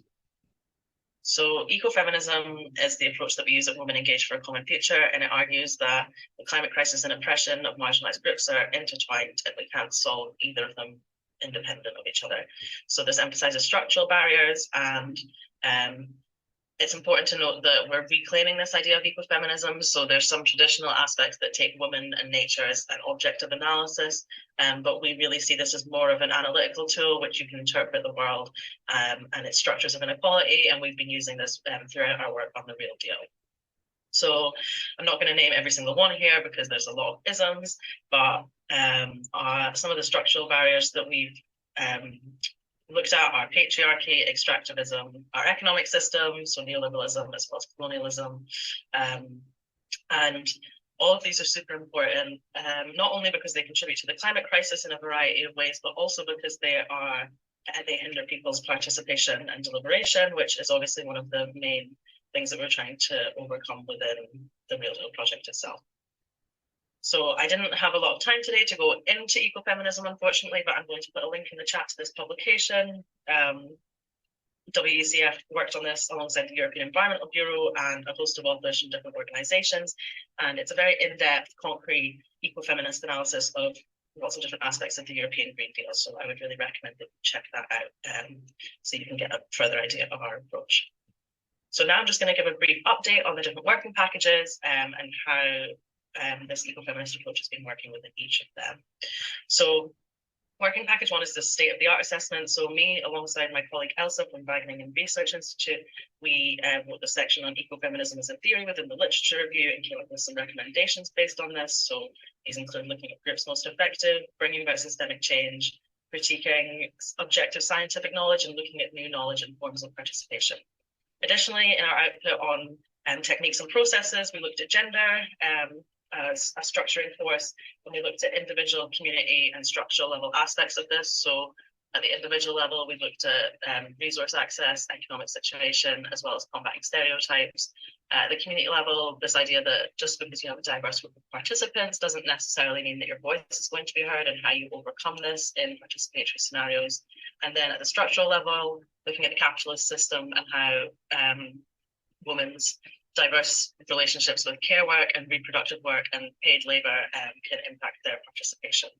And we also analysed the language so that we had progressive language within the outputs themselves. I think one of the challenges here, which we overcome really well, was some tensions with other theories. So for example, eco-modernity would maybe argue for green growth, whereas ecofeminism would argue for degrowth. So I think we had a really good group working on this working package, and we managed to produce some recommendations that were very transformative and be able to highlight this tension effectively. So I'm very pleased with how that went. Working package 2 is mobilizing civil society networks. So we're aiming for diverse participation in the CSO forums. I feel like this is still a constant work in progress, because obviously it's a lot of people in the same circles coming to these, but trying to think about the ways that we communicate so that we have diverse participation in our outreach. We also raise intersectional gender issues at the CSO forums, and I feel like these are always really well received and spoken about. And additionally, we do an ecofeminist analysis within the policy briefs. And when we were doing a stakeholder mapping, we've mobilized feminist stakeholders within our own networks for this as well. Working package 3 is capacity building within the project, as well as testing and delivering formats and tools. So at the start of the project, we did a survey of partners, because obviously we're all from very different backgrounds and have very different knowledge and analysis in terms of gender. And then with this in mind, we've done different sessions to try and capacity build. So we did a breakfast session on gender in the European Green Deal, which went really well. It was just a short brainstorming session looking at gender and how it would interact in different policy spaces. We've been trying to implement a feminist methodology within the test cases. I feel like this has been a bit of a challenge that we're still working on, but one of the good outcomes from this has been we've developed a feminist moderation tool. So this is an online course which aims to train facilitators and moderators so that they can create safe and inclusive discussions. And with the help of Jochen, who's working on the test cases, and he's been super great, and hopefully we're going to be able to get this feminist moderation tool given to facilitators of the test cases themselves so that they would be trained in these techniques. And we also gave a training on this tool in Potsdam, our last meeting. Working package 4 is the development protocol. So we've been looking at the questionnaires that we ask participants of the test cases and thinking of how we formulate these questions in a way that's really inclusive and that anyone from any background would be able to comprehend them and fill them in, and that they include different forms of knowledge. We're also going to have gender indicators when we develop this protocol for testing good participation and deliberation, or evaluating, and we are working now on how we ensure we have a very transformative evaluation strategy based on feminist principles, whilst also not giving unrealistic expectations on the test cases themselves. Finally, we have working package 5, which is dissemination and outreach. So we aim to have feminist communications guidance. One way we've done this is with our gender glossary. So this is a list of words and their definitions, as well as preferred language to use that's more progressive. And we just really want to create an environment whereby we're always learning together, because language is always evolving and it's totally okay to make mistakes. And just striving to have progressive language in all of our outputs from the real deal. So I will also share a link to this gender glossary in the chat as well. We've also had a marginalized communities webinar, looking at those most affected by climate change. And we have an upcoming webinar on masculinities, which I'm super excited about, because I think a lot of the time people think that feminism is just women, but in this webinar, we're going to talk about masculinities and the green transition. I will also put a link to registration for that in the chat. I cannot wait for this. It's on the 24th of this month. So that was incredibly quick. So if anyone has any questions, feel free to ask me. And if you want to engage with us, it's wecf.org. I will also put a link to this in the chat as well. And thank you for listening. Okay, that's great. And Rose is standing by in case there's some Q&A, but let's move on to Anya first. I do want to say that there is one question in the Q&A, which I think could be answered by Thomas, just to bring your attention to that, Thomas. We'll come back to that after we hear from Anya. Anya, you have the floor. Great, yeah, so just checking everyone can hear me and the screen sharing okay. Yeah, great. So I'm going to talk very briefly again about ethics, and there'll be some crossover in some of the content of the questions about including different groups and some of the stuff that Rose has mentioned about feminism and equality. So I'll be looking at what have been the ethical considerations that the Real Deal project has taken into account and that we're constantly working on when we're trialing these different deliberative events. So across all of the work packages, ethics and data protection are embedded across the project, and it appears in things like the consent of our research participants. We're constantly considering who is or isn't included in our events, in our outreach. So this leave no one behind ethos of the project, that's really important for the Green Deal. We're considering kind of what would be the potential impacts of different activities and discussions on individuals. So where conversations might be triggering or traumatic. There's lots of linkages with the Green Deal and kind of sustainability and environment and things like conflict, poverty, social justice and discrimination. So being mindful that they can be difficult to talk about. We always kind of recognise that people who contribute to our events are experts through their own experience, and we want to recognise and kind of respect that. In any kind of contributions, research contributions, whether it's kind of through our focus groups, our different events, or our desk-based research, as well as our outputs and our deliverables, we're embedding quality assurance processes.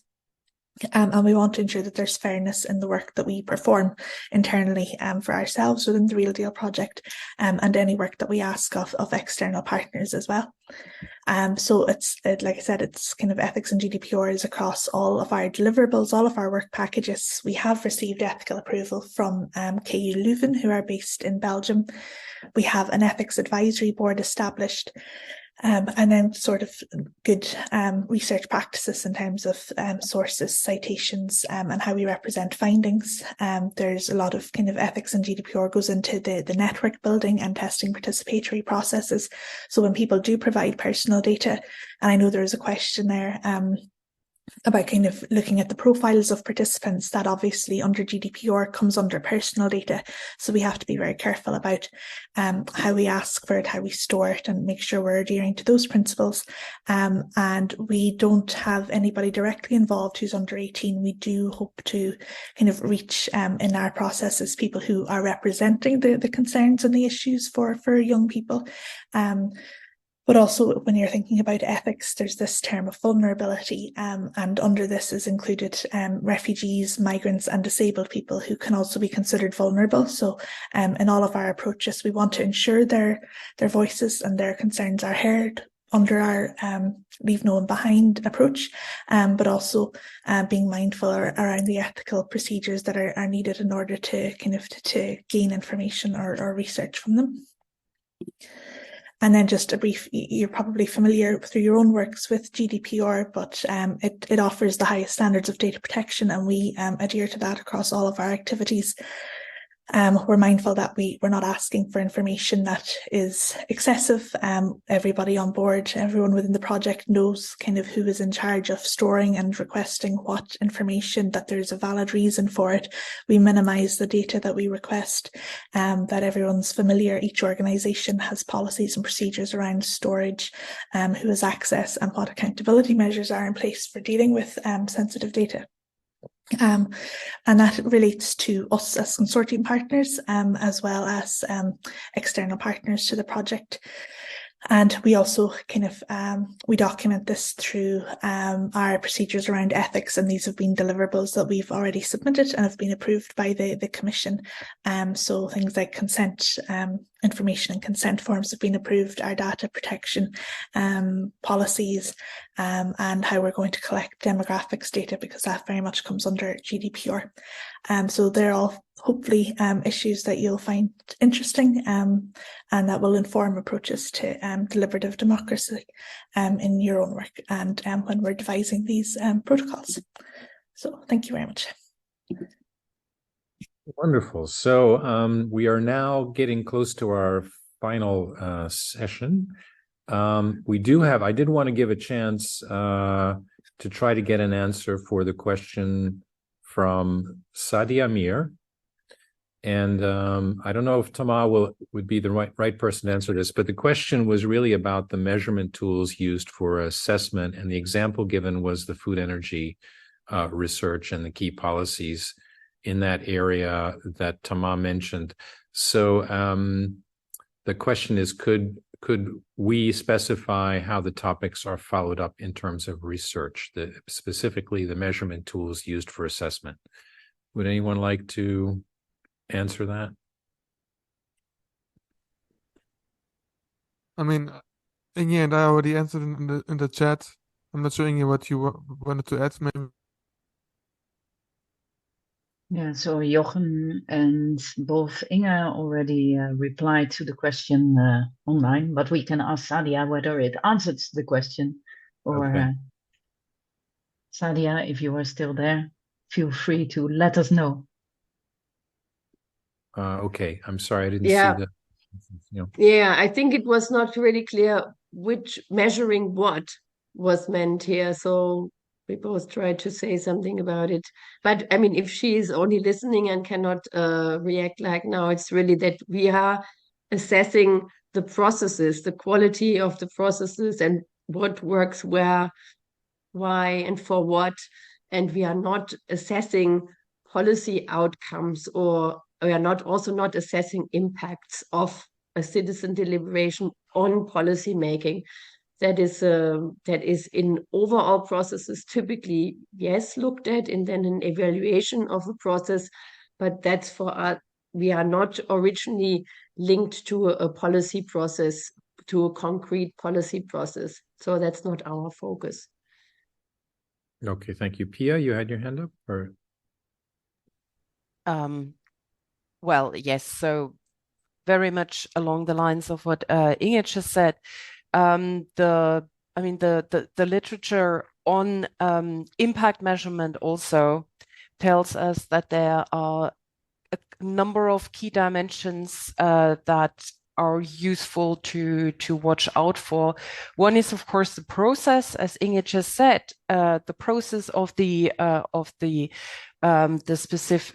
specific engagement tool, how that was set up, and things like efficiency, effectiveness, but also normative criteria like inclusiveness play a role. And for instance, how whether there was an equal whether everybody had a fair chance to participate in the process, and once being in the process, whether everybody had the same chance of raising their voices, these kind of things. But then there is, of course, also the very crucial step, and that's, I think, a key thing for any kind of participatory or deliberative process. That's how the recommendations that citizens, stakeholders, or a combination thereof is being picked up by the policy cycle, right?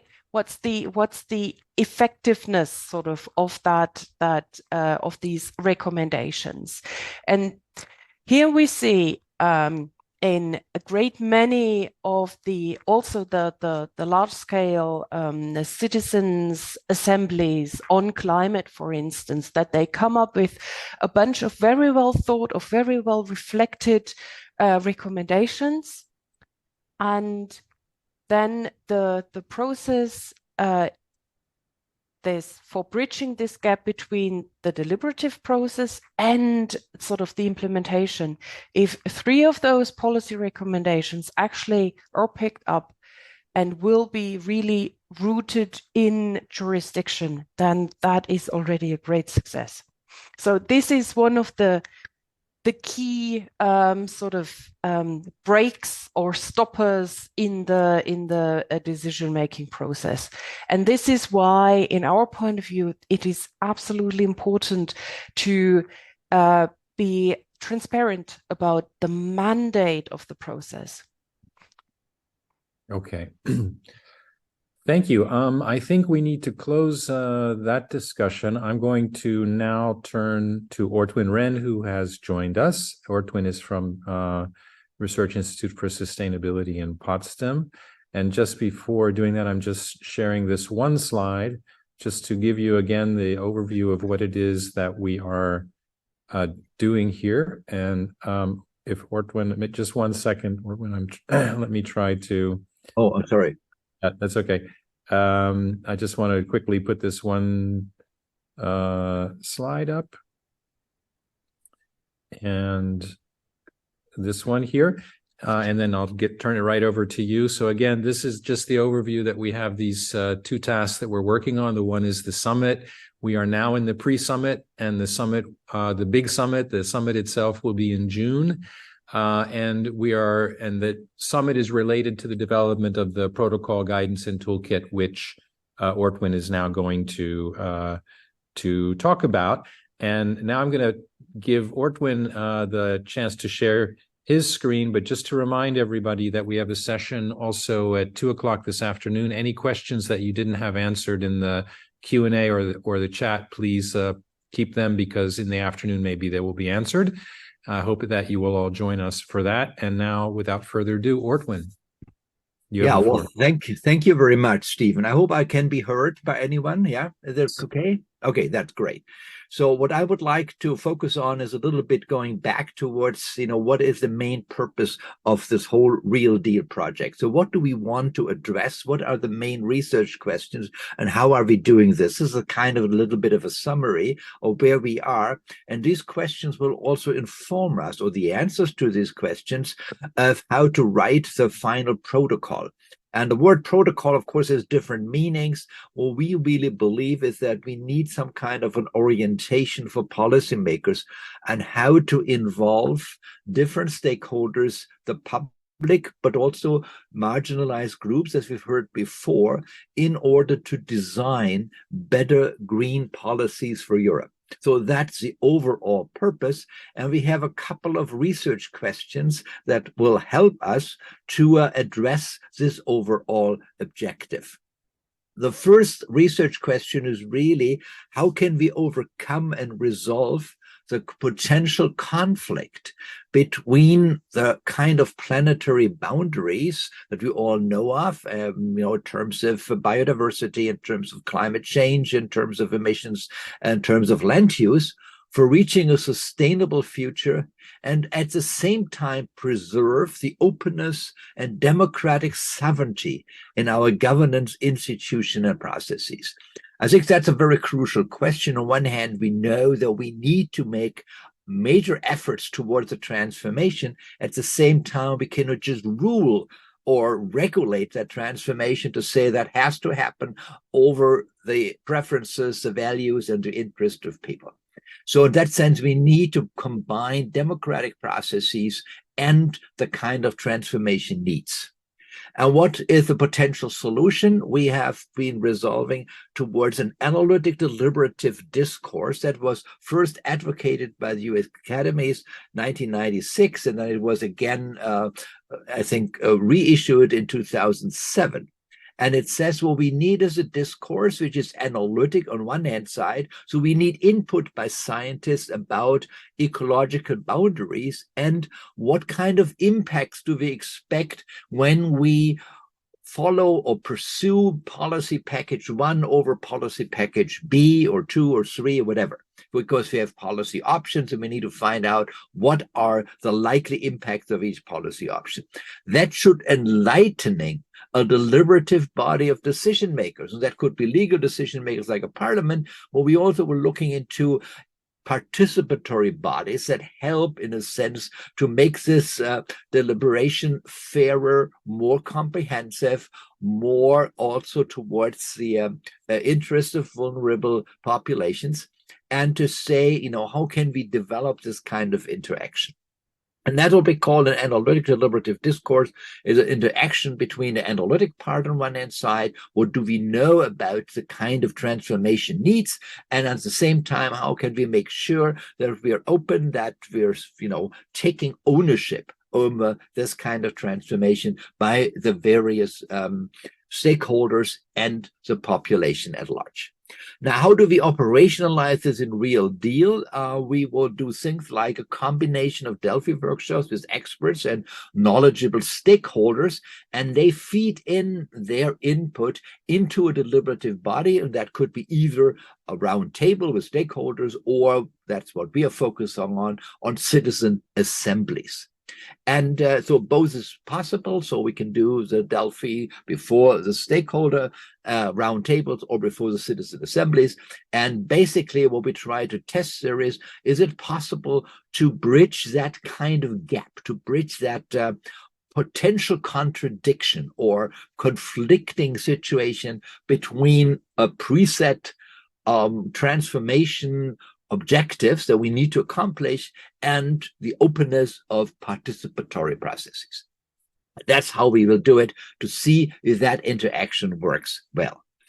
The second major question is, and that has been addressed several times now already this morning, and that is, how can we assure that representative of marginalized or disadvantaged groups of society are an integral part, have ownership over this participatory process and are directed towards a fair and adequate integration of different and sometimes conflicting interests, values, and preferences. And how can that be accomplished? So how can we make sure that we have a lot of diversity in there, but at the same time, of course, just acknowledging diversity is one thing, but we also need to integrate them into something that then comes into a recommendation for policy priorities. And the potential solution is a combination of focus groups of citizen assemblies. Why focus groups? The main idea is that we found out that if we take representatives of these more marginalized groups as members of citizen assemblies or as a member of roundtables, they feel very often isolated from anybody else. Actually, we sometimes even call it a zoo effect. They're being kind of the exotic animals in the zoo of participatory bodies. They feel very often disadvantaged, and we need a critical mass for each of these groups in order to be very productive. And then they are productive. So what we try to do is that we have citizen assemblies, or again, round tables with organized groups, and we do this with random selection, all you know that. And then we have a second component with those focus groups as representatives of marginalized, disadvantaged groups, with an emphasis on a critical mass for each group, and they should interact with each other. So with the randomly selected citizens, and at the same time saying, well, did you really consider the diversity of different interests, of different values? And there's a second component to it, which I also like to emphasize, and Inga made this very clear to me in the last few days.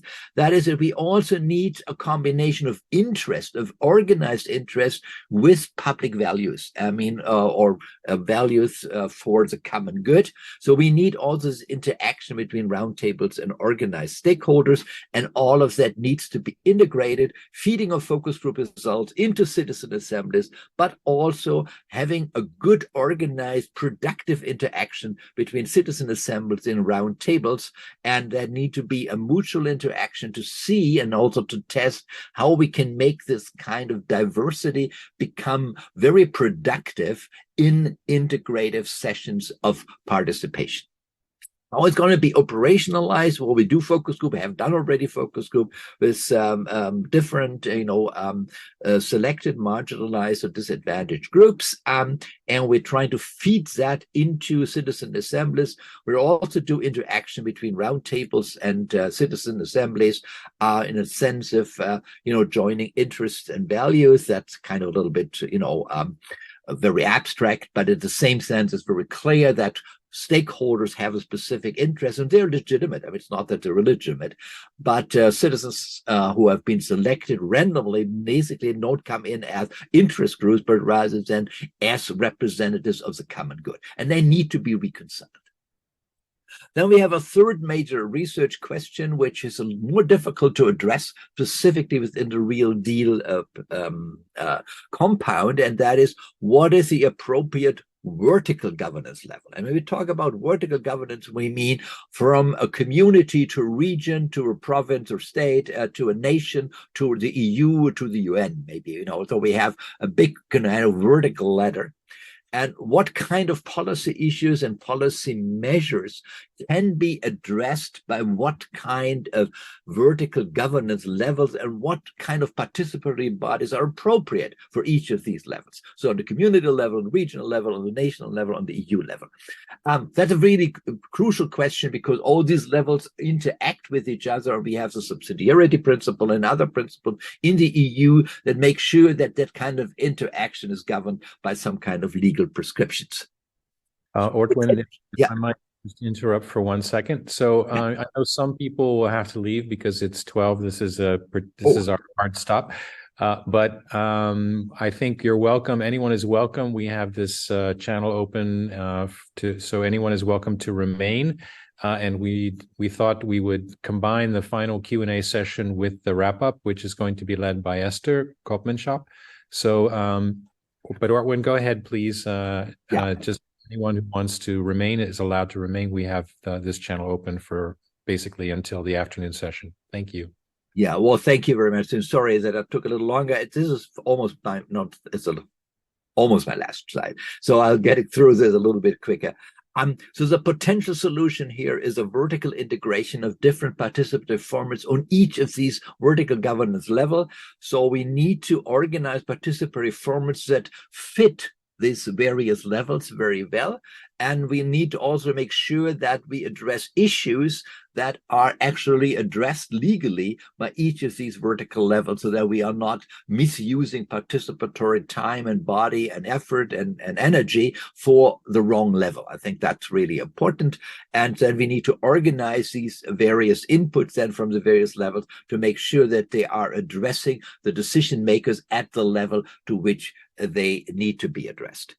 In real deal, we have a hard time doing that. I have to make very sure, because that would really, necessitate a major effort to do that. So there's neither time nor the resources to organize participant formats on each level in 16 or whatever countries. I mean, this just would be overwhelming. So we have to do this a little bit more in a sense of using the literature and trying to have some indirect inferences from our studies. And so we're trying to integrate some of these participatory formats, but they will be partly, as I said, more or less simulated and not really addressed in real experiments. Again, that would really be beyond the scope of what we can do. So this is, again, the range of formats that we're looking at. So we are looking into citizens. We have citizen assemblies, similar things are juries and panels. The diversity we do through focus groups, the experts come in through the group Delphi, and the stakeholders, the interests come to the round table. And the kind of combination, what we try to do is an analytic deliberative discourse in which we're combining round table, group Delphi, and citizen assemblies, as I just mentioned. And that's the end of my talk. Thank you very much. And I'm very happy I can take that, who've seen that other picture. Thank you very much. And you can also address questions directly to me by email or even later on in the other sessions. And I hope I had given you a little bit of an overview of what this whole project is all about. Thank you very much.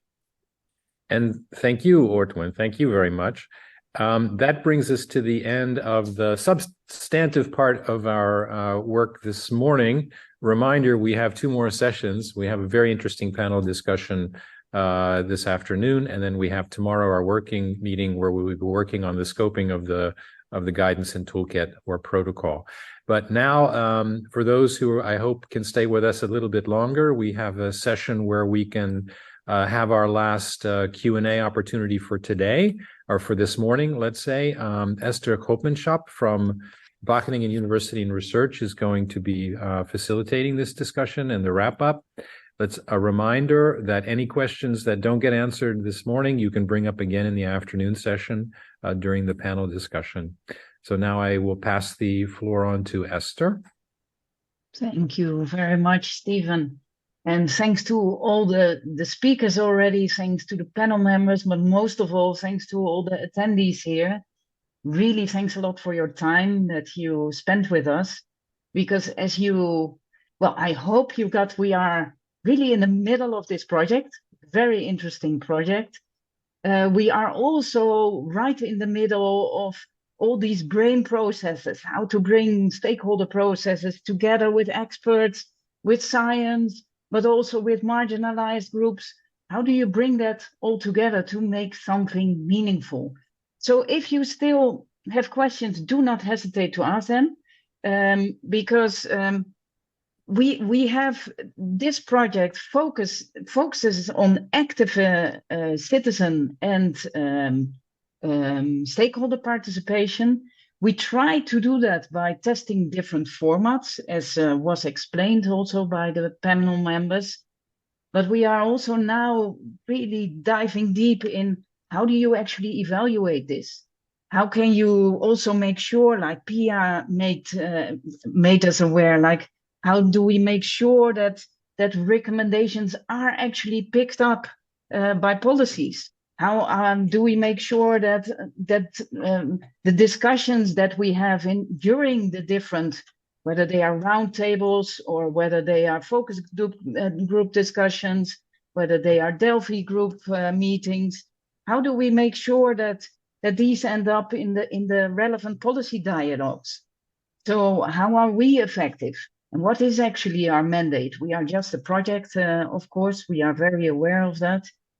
So also when we gather people together and use their valuable time, we would like to also make sure that we are not just informing them. We are not just thinking of capacity development, but we really want to engage them in discussion and furthermore in decision making. Ortwin also highlighted, it would be beautiful if we could do this in all EU member states. It would be beautiful if we could even go beyond EU member states and test this in all these countries across all governance levels with a whole selection of different formats and ways of testing with different tools. We can't do that. We had to make a selection. And we are very happy that you join us during these 2 days to think along with us. Like maybe you can push us a bit more. Thanks especially to our attendees, Melike especially also. You asked a lot of questions that made us think again, like, are we still on the right track? Do we need to go a bit more left or right? Or do we need to spread our pathways? So thanks a lot for that. Tomorrow, we will focus especially on how to formulate and design, and preferably we do that also together with you, how to design a protocol, which means as much as guidance, tools, not only for us, but especially also for the public, for stakeholders, but definitely also for policymakers, in order to make greener policies, to make more inclusive policies, to make fairer policies, and indeed to leave no one behind. And I think, Stephen, I would like to end there because, but I do want to remind participants, please join us this afternoon. Maybe Inge would like to share some words on that still. And please also join us tomorrow, because tomorrow we are really in need of your brain capacity to think along with us in how do we actually design this protocol in a meaningful way, in a fair way, in an inclusive way. So thank you very much for your attendance. Thank you, Esther. Inge, you were invited. Would you like to say something about the afternoon session? Yeah, happy to say that again as in the introduction. This afternoon session is really to put us, to get for us and everybody who's interested an update on these external issues, the update on the policy developments of the European Green Deal. Of course, we cannot go in all details, but just roughly, where are we? Where do we stand? Where will we stand next year on the European Green Deal? On the democracy track, what have been the experience? Conference on the Future of Europe is over, but we have had these 3 panels, EU citizen panels. What are experiences? I mean, again, highlights which we do not want to miss, and what are the plans, and highlights plans from other initiatives like the EUI's Democracy Odyssey, and the European Climate Pact, which is what it was. We will see whether it is a key element of governance in the European Green Deal. So we get input from policymakers and other actors about the context, the changed policy context the policy context as it has developed since the beginning or earlier of our project. So that will be very exciting. And of course, we also will ask them any recommendations and do's and don'ts they want to give us on board for then also the practical session tomorrow and the work on the protocol. Thank you, Inga. And there are a couple of additional questions in the Q&A.